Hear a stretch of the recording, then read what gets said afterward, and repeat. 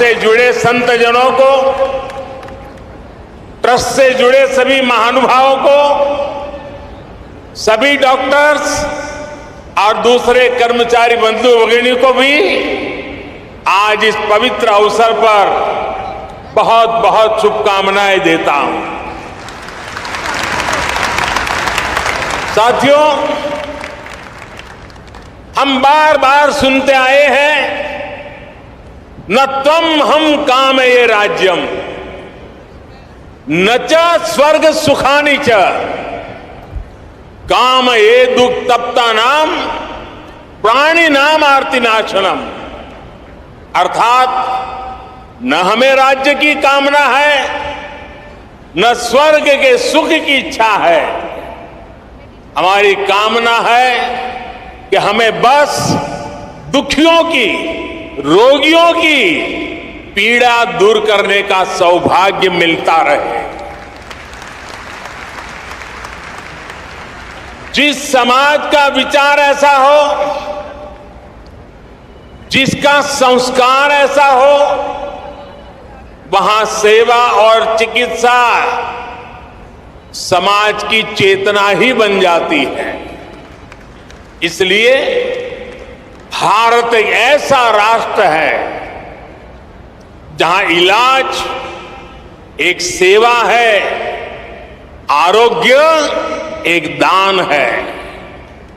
जहां आरोग्य, आध्यात्म दोनों एक दूसरे से जुड़े हुए हैं। हमारे यहां आयुर्विज्ञान एक वेद है। हमने हमारी मेडिकल साइंस को भी आयुर्वेद का नाम दिया है। हमने आयुर्वेद के सबसे महान विद्वानों को, सबसे महान वैज्ञानिकों को ऋषि और महर्षि का दर्जा दिया। उनमें अपनी पारमार्थिक आस्था व्यक्त की। महर्षि चरक, महर्षि सुश्रुत, महर्षि वाग्भट, ऐसे कितने ही उदाहरण हैं जिनका ज्ञान और स्थान आज भारतीय मानस में अमर हो चुका है। भाई और बहनों, भारत ने अपने इस संस्कार और सोच को सदियों की गुलामी और अंधकार में भी कहीं कभी लुप्त नहीं होने दिया, उसे सहज करके रखा। आज देश में हमारी वो आध्यात्मिक सामर्थ्य एक बार फिर सशक्त हो रहा। हमारे आदर्शों की ऊर्जा एक बार फिर बलवती हो रही है।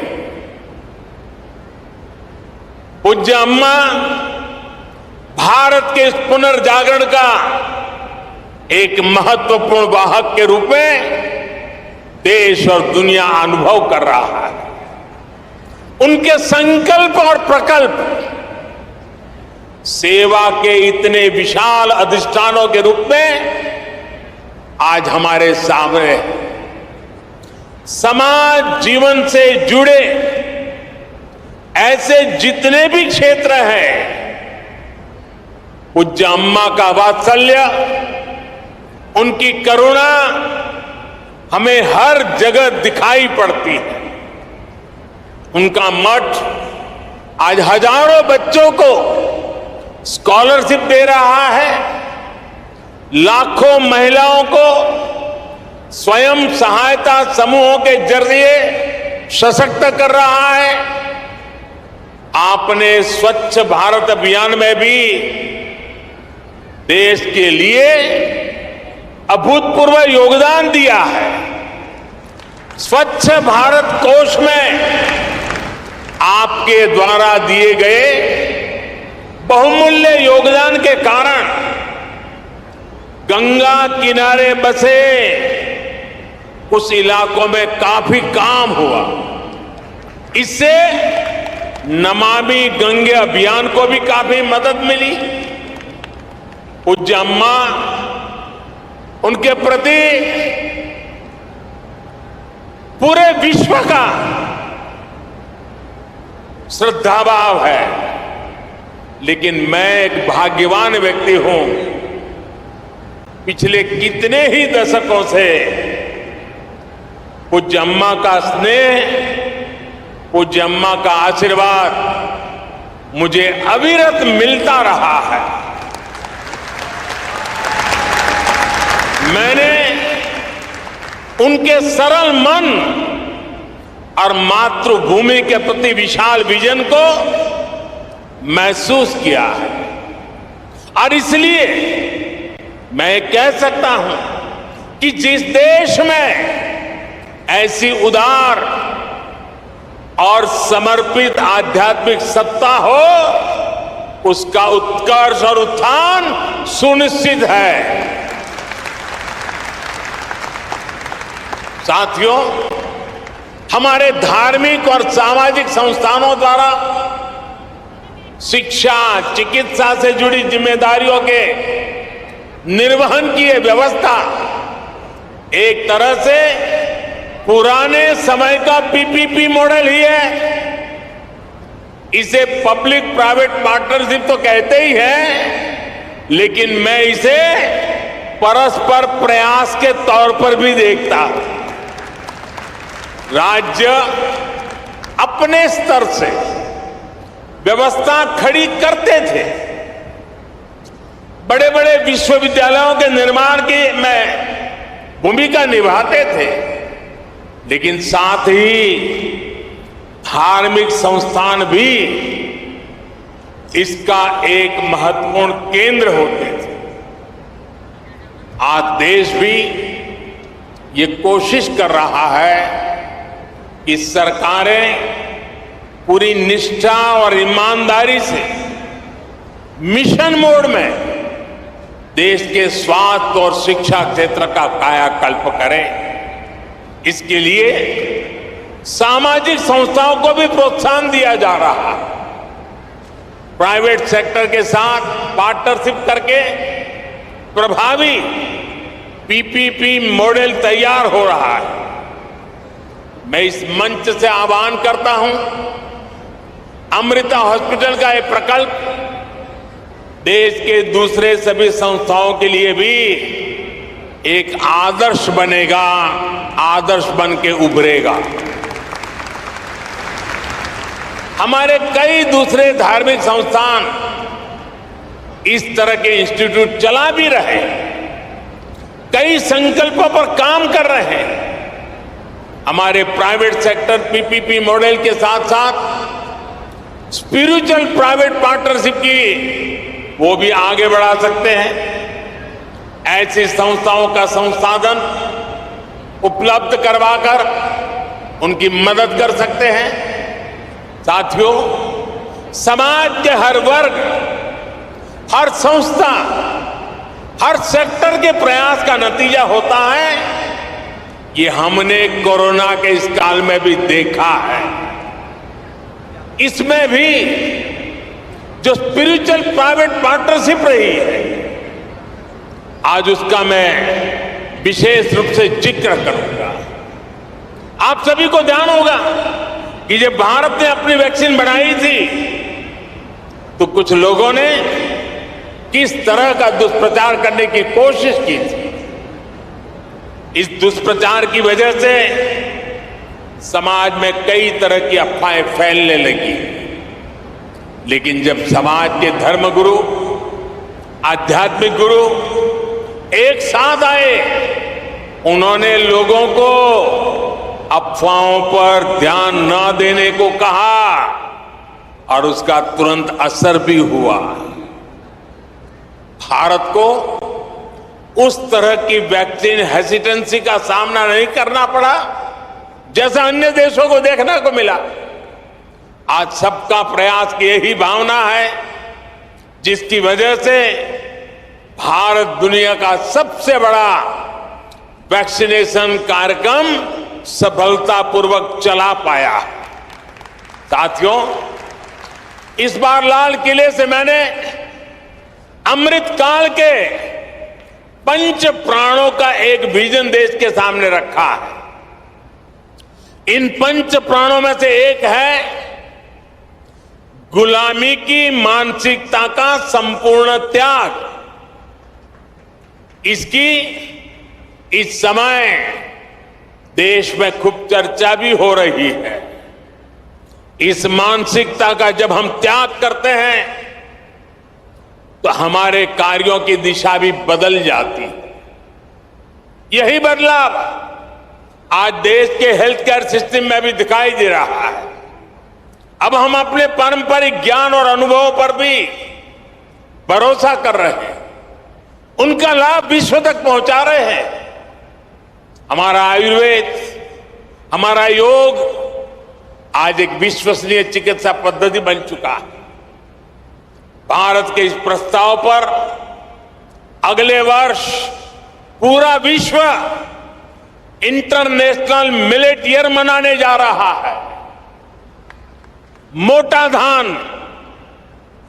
मेरी अपेक्षा रहेगी कि आप सभी इस अभियान को भी इसी तरह आगे बढ़ाते रहें, अपनी ऊर्जा देते रहें। साथियों, स्वास्थ्य से जुड़ी सेवाओं का दायरा केवल अस्पतालों, दवाओं और इलाज तक ही सीमित नहीं होता है। सेवा से जुड़े ऐसे कई कार्य होते हैं जो स्वस्थ समाज की आधारशिला रखते हैं। उदाहरण के लिए, स्वच्छ और शुद्ध पानी तक सामान्य से सामान्य नागरिक की पहुंच, ये भी ऐसा ही महत्वपूर्ण विषय है। हमारे देश में कितनी ही बीमारियां केवल प्रदूषित पानी से ही पैदा होती रही है।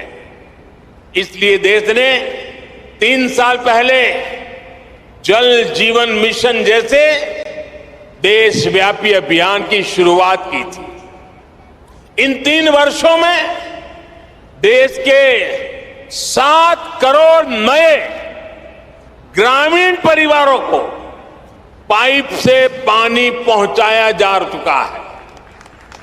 विशेष रूप से इस अभियान में हरियाणा सरकार ने भी प्रभावी कार्य किया है। मैं उसका भी विशेष रूप से जिक्र करना चाहता हूं। हरियाणा आज देश के उन अग्रणी राज्यों में है जहां घर घर पाइप से पानी की सुविधा से जुड़ चुका है। इसी तरह बेटी बचाओ बेटी पढ़ाओ में भी हरियाणा के लोगों ने बेहतरीन काम किया। फिटनेस और खेल, ये विषय तो हरियाणा की रगों में है, उसका हरियाणा की मिट्टी में है, यहां के संस्कारों में है। और तभी तो यहां के युवा खेल के मैदान में तिरंगे की शान बढ़ा रहे हैं।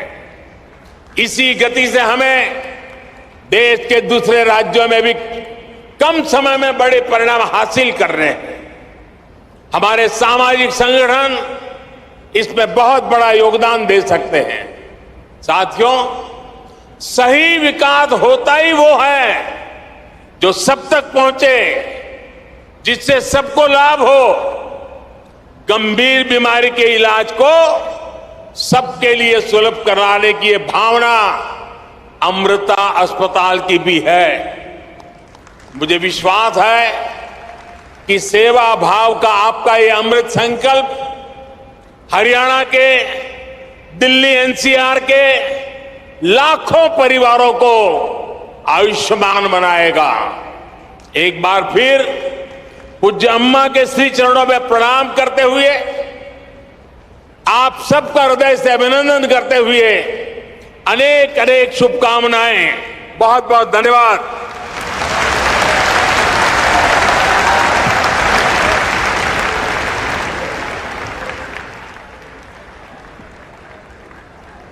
माननीय प्रधानमंत्री जी, आपके इन प्रेरणादायी एवं चिंतनशील वचनों के लिए आपका अतिशय धन्यवाद। आपने सच कहा कि आध्यात्म को पुनर्जागृत करने वाली हमारी अम्मा एवं राजनीति को नई दिशा एवं ऊंचाई देने वाले आप, जब आप दोनों का साथ और सानिध्य हो जाएगा तो भारत सच में विश्व गुरु बनने की तरफ अग्रसर हो जाएगा। वास्तव में ये दो दिव्यताओं के एकात्म का साक्षी पल है और जिसके साक्षी बने आप सब। हम एक बार पुनः मन से माननीय प्रधानमंत्री श्री नरेंद्र मोदी जी का धन्यवाद करते हैं कि आज प्रधानमंत्री नरेंद्र मोदी ਨੂੰ ਤੁਸੀਂ ਸੁਣਿਆ। ਪ੍ਰਧਾਨਮੰਤਰੀ ਨਰਿੰਦਰ ਮੋਦੀ ਨੇ ਫਰੀਦਾਬਾਦ ਦੇ ਵਿੱਚ ਏਸ਼ੀਆ ਦੇ ਸਭ ਤੋਂ ਵੱਡੇ ਪ੍ਰਾਈਵੇਟ ਹਸਪਤਾਲ ਦਾ ਉਦਘਾਟਨ ਕੀਤਾ ਹੈ। ਅੰਮ੍ਰਿਤਾ ਹਸਪਤਾਲ ਦੇ ਵਿੱਚ ਮਰੀਜ਼ਾਂ ਦੇ ਲਈ 2600 ਬੈੱਡ ਦੀ ਸਹੂਲਤ ਹੋਵੇਗੀ। ਹਾਲਾਂਕਿ ਸ਼ੁਰੂਆਤ ਦੇ ਵਿੱਚ 550 ਬੈੱਡ ਦੇ ਨਾਲ ਹਸਪਤਾਲ ਸ਼ੁਰੂ ਕੀਤਾ ਗਿਆ। ਪ੍ਰਧਾਨ ਮੰਤਰੀ ਨੇ ਆਯੁਰਵੇਦਾ ਦਾ ਜ਼ਿਕਰ ਕੀਤਾ, ਰਿਸ਼ੀਆਂ ਦਾ ਜ਼ਿਕਰ ਕੀਤਾ, ਮਨੀਸ਼ੀਆਂ ਦਾ ਜ਼ਿਕਰ ਕੀਤਾ। ਰਿਸ਼ੀ ਚਰਕ ਦਾ ਉਹਨਾਂ ਨੇ ਨਾਂ ਲਿਆ, ਸੁਸ਼ਰੁਤ ਦਾ ਜਿਹੜਾ ਹੈਗਾ ਉਹਨਾਂ ਨੇ ਜ਼ਿਕਰ ਕੀਤਾ, ਜਿਨ੍ਹਾਂ ਦਾ ਆਯੁਰਵੇਦ ਦੇ ਵਿੱਚ ਬਹੁਤ ਵੱਡਾ ਯੋਗਦਾਨ ਮੰਨਿਆ ਜਾਂਦਾ ਹੈ। ਔਰ ਭਾਰਤ ਦੀ ਜਿਹੜੀ ਚਿਕਿਤਸਾ ਪੱਤੀ ਹੈਗੀ ਹੈ, ਜਿਹੜੀ ਇਲਾਜ ਕਰਨ ਦਾ ਜਿਹੜਾ ਤਰੀਕਾ ਰਿਹਾ ਹੈ, ਪੁਰਾਤਨ ਤਰੀਕਾ ਰਿਹਾ ਹੈ, ਉਸ ਦਾ ਜ਼ਿਕਰ ਪ੍ਰਧਾਨ ਮੰਤਰੀ ਨੇ ਕੀਤਾ ਤੇ ਨਾਲ ਹੀ ਆਸ ਪ੍ਰਗਟਾਈ ਕਿ ਇਹ ਹਸਪਤਾਲ ਜਿਹੜਾ ਹੈਗਾ ਆਮ ਲੋਕਾਂ ਦੇ ਲਈ, ਗਰੀਬ ਲੋਕਾਂ ਦੇ ਲਈ ਜਿਹੜਾ ਹੈਗਾ ਇੱਕ ਬਹੁਤ ਵੱਡਾ ਸਿਹਤ ਕੇਂਦਰ ਜਿਹੜਾ ਹੈਗਾ ਬਣੇਗਾ। ਇਹ ਆਸ ਜਿਹੜਾ ਹੈਗਾ ਪ੍ਰਧਾਨ ਮੰਤਰੀ ਨੇ ਪ੍ਰਗਟਾਈ।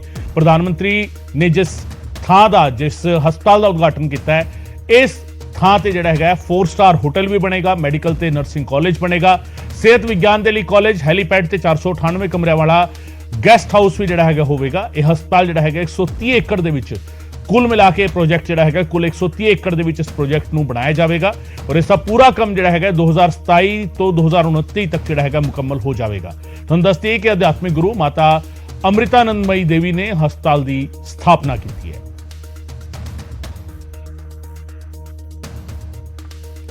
ਸੋ ਪ੍ਰਧਾਨ ਮੰਤਰੀ ਨੇ ਉਦਘਾਟਨ ਕੀਤਾ ਇਸ ਹਸਪਤਾਲ ਦਾ ਔਰ ਇਹ ਹਸਪਤਾਲ ਜਿਹੜਾ ਹੈਗਾ ਇਸ ਦਾ ਇਹ ਕਹਿ ਲਿਆ ਜਾਵੇ ਕਿ 133 ਏਕੜ ਦੇ ਵਿੱਚ ਜਿਹੜਾ ਇਹ ਪੂਰਾ ਪ੍ਰੋਜੈਕਟ ਬਣਨਾ, ਇਸ ਦਾ ਪਹਿਲਾ ਗੇੜ ਜਿਹੜਾ ਹੈਗਾ ਹੁਣ ਸ਼ੁਰੂ ਹੋਵੇਗਾ।